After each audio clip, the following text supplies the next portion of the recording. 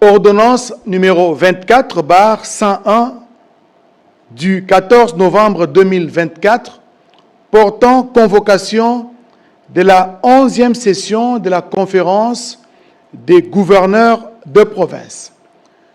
Le président de la République, vu la Constitution telle que modifiée par la loi numéro 11/002 du 20 janvier 2011, portant révision de certains articles de la Constitution de la République démocratique du Congo du 18 février 2006, spécialement en ses articles 2, 69, 79, 200 et 221, vu l'ordonnance numéro 22/003 du 7 janvier 2022 fixant les attributions des ministères, vu l'ordonnance numéro 24/002 du 1er avril 2024 portant nomination d'un Premier ministre, vu l'ordonnance numéro 24/039 du 28 mai 2024 portant nomination des vice-premiers ministres,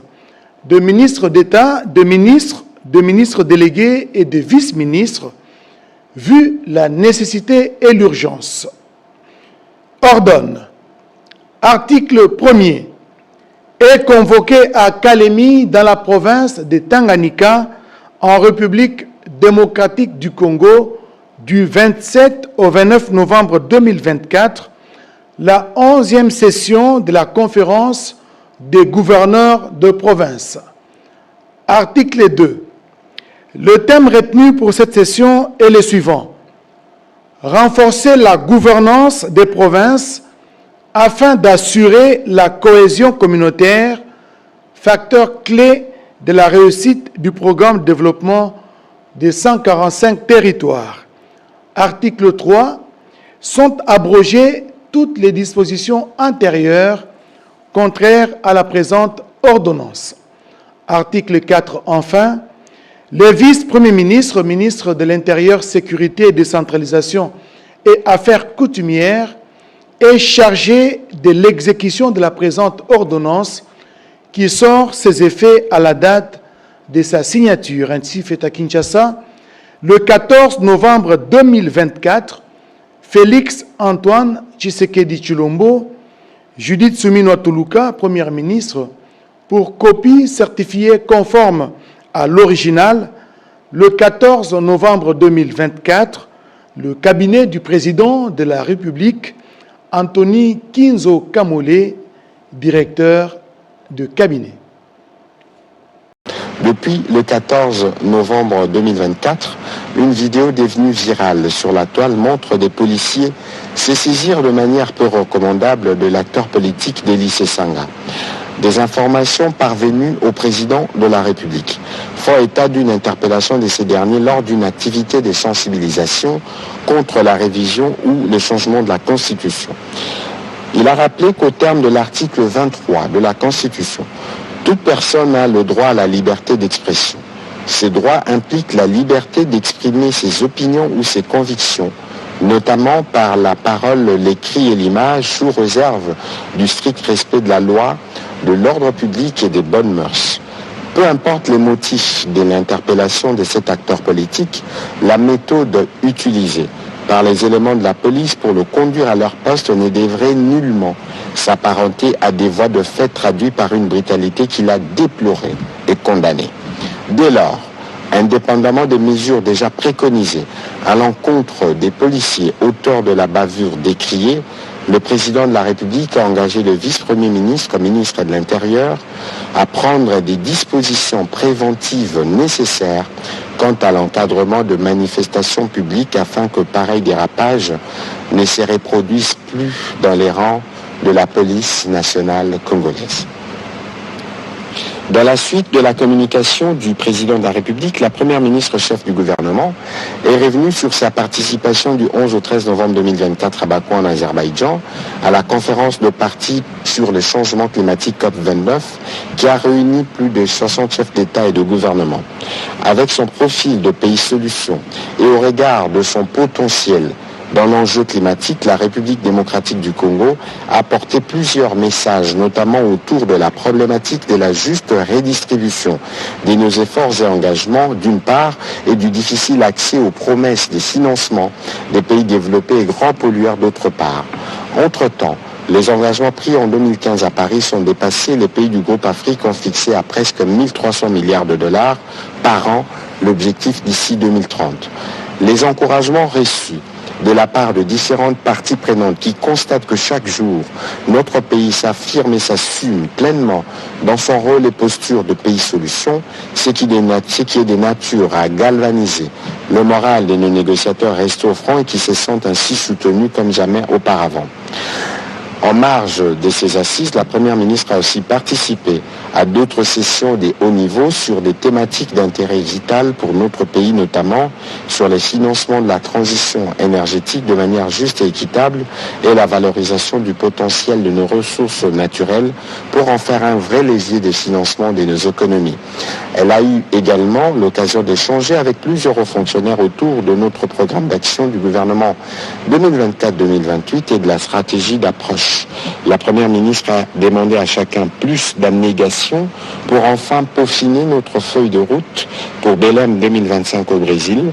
Cette feuille de route nous permettra de bâtir un large consensus au niveau national et de mobiliser plusieurs autres partenaires sur notre agenda climat.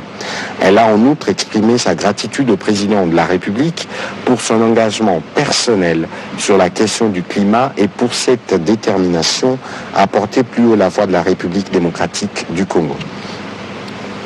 Sur un autre volet, la Première ministre a évoqué les conclusions positives de la mission du Fonds monétaire international. Elle a félicité de manière particulière le ministre d'État, ministre du Budget, les ministres des Finances, ainsi que la gouverneure de la Banque centrale, qui pendant plusieurs mois ont piloté les négociations qui ont abouti à cet accord des services portant sur le programme de facilité élargie des crédits et ce programme d'appui à nos efforts pour la préservation du climat. Elle a en même temps adressé des encouragements et des félicitations à tous les autres membres du gouvernement qui ont concouru pour l'atteinte de ces résultats. En perspective de l'approbation de cet accord des services par le prochain conseil d'administration du FMI, elle a insisté sur la nécessité pour le gouvernement de mettre en œuvre des différentes réformes pour lesquelles notre pays s'est engagé dans le cadre de ce nouveau programme, notamment en ce qui concerne le respect strict de la chaîne de la dépense ou encore de la déconcentration progressive de l'ordonnancement, de l'opérationnalisation de la Direction générale du Trésor et des comptes publics et de la mise en place du CUT. La Première ministre a invité à ses propos tous les membres du gouvernement de prendre les dispositions nécessaires pour la mise en œuvre de ces réformes, chacun dans son secteur respectif. Elle a enfin félicité et remercié le président de la République pour sa vision, son leadership éclairé et son accompagnement sans lesquels notre gouvernement n'aurait pu atteindre cet objectif qui nous permettra un accès à d'importantes ressources budgétaires pour la mise en œuvre de notre programme quinquennal.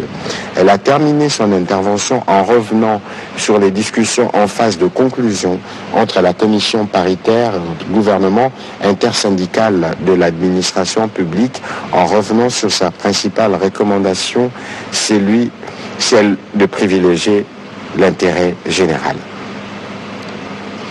Au chapitre de points d'information, État et administration du territoire, le vice-premier ministre, ministre de l'Intérieur, Sécurité, Décentralisation et Affaires coutumières, a présenté au Conseil les rapports sur l'État et l'administration du territoire. Cette semaine, l'état d'esprit de la population a été marqué par notamment l'attente des retombées des États généraux de la justice ou encore de la tenue de la 10e édition du Forum économique Makutano. Le vice-premier ministre, ministre de l'Intérieur, a aussi évoqué la mise en place par le Rwanda et son supplétif du M23 d'une administration parallèle à Bunagana, Kiwanja, Rubare, Nyamilima, Kibirizi, Mousso, Nyanzale depuis le 13 novembre 2024, après les nominations des autorités coutumières. Cette mise en place confirme la volonté affichée du Rwanda à procéder à une épuration ethnique contre les populations qui vivent dans ces territoires. Dans les volets politiques, Il a fait état de la surchauffe des esprits autour du débat politique sur la révision ou les changements de la Constitution. Pour toutes les activités ou manifestations allant dans ce sens, la police nationale a été instruite pour assurer le plein exercice des droits et libertés fondamentaux. Le ministère de l'Intérieur renouvelle en même temps son appel aux leaders de partis politiques d'assurer un encadrement citoyen de leurs membres qui parfois confondent débat politique et confrontations abjectes. Sur un autre registre, il a informé le Conseil de la problématique de la constitution du fichier général de la population et de la délivrance de la carte nationale d'identité.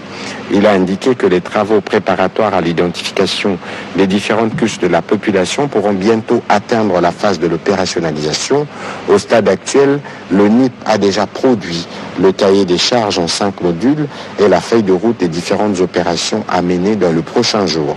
Pour terminer, le vice-premier ministre, ministre de l'Intérieur, a motivé la nécessité de la mise en œuvre du plan opérationnel de lutte contre la criminalité urbaine, les embouteillages et l'incivisme de motocyclistes tels qu'élaborés par la police nationale congolaise. À l'approche de la fin de l'année, il entend poursuivre en collaboration avec le ministère de la Défense, de la Justice ainsi que le Conseil supérieur de la magistrature à la tenue des audiences foraines consacrées à la lutte contre le banditisme urbain à Kinshasa et en province. Toujours sur ce chapitre sécuritaire, le vice-premier ministre de la Défense nationale a pour sa part présenté la situation opérationnelle et sécuritaire, particulièrement dans la partie est de la République démocratique du Congo. Il a signalé qu'au cours de la semaine qui s'achève, des actes de provocation de l'armée rwandaise et ses supplétifs terroristes ont été signalés dans quelques zones. Ils ont buté à la résistance farouche de forces armées de la République démocratique du Congo qui, à l'occasion, ont reconquis et contrôlent jusqu'à ce jour l'ouest de la localité des Petits et Sampons sur la rivière Lououlou dans la province du Nord Kivu. L'incursion des miliciens à Kodeko dans les localités des Dzango et Lumia a été déjouée par nos militaires en territoire de Djougou, en province de l'Ituri. Entre-temps, la traque des ADF-MTM se poursuit en territoire des Lubero au Nord Kivu. Le vice-premier ministre, ministre de la Défense nationale, a réitéré la détermination de nos forces armées à rétablir la paix et à répondre à toute menace sécuritaire dans les zones de défense.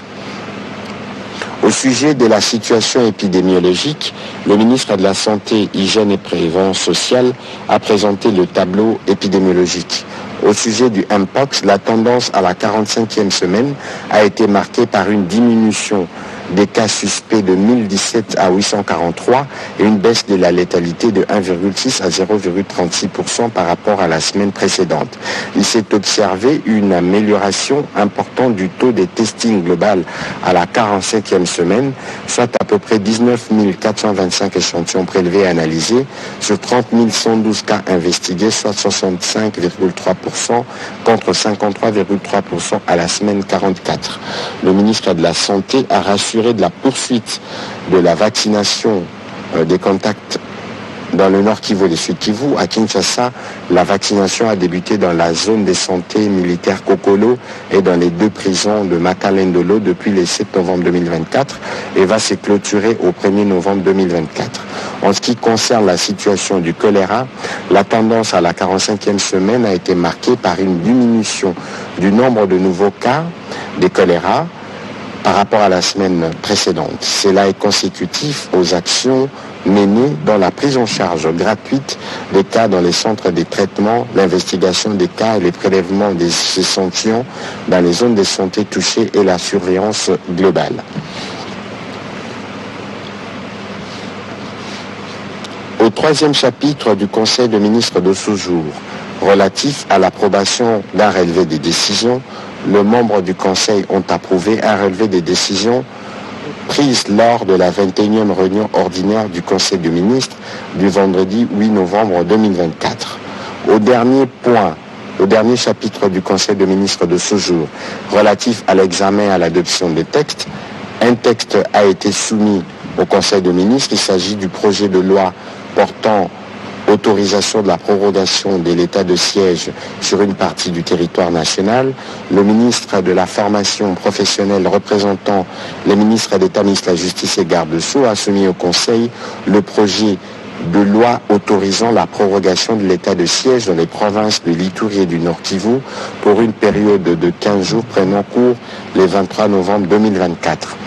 Après débat et délibération, le Conseil a adopté ces projets de loi. Avant de conclure, le président de la République, chef de l'État, a tenu lui aussi à son tour à féliciter les gouvernements et particulièrement l'équipe qui a conduit les discussions avec le Fonds monétaire international, notamment le ministre d'État, ministre du Budget, le ministre des Finances, les autres membres du gouvernement qui ont participé aux travaux, ainsi que la gouverneure de la Banque centrale et tous les autres experts qui permettent à notre pays d'engranger d'autres dividendes qui nous permettront cette fois-ci de soutenir nos efforts dans les développements, tout comme dans la lutte contre le changement climatique. Commencé à 17h25, la réunion du Conseil des ministres a pris fin à 18h38. Je vous remercie.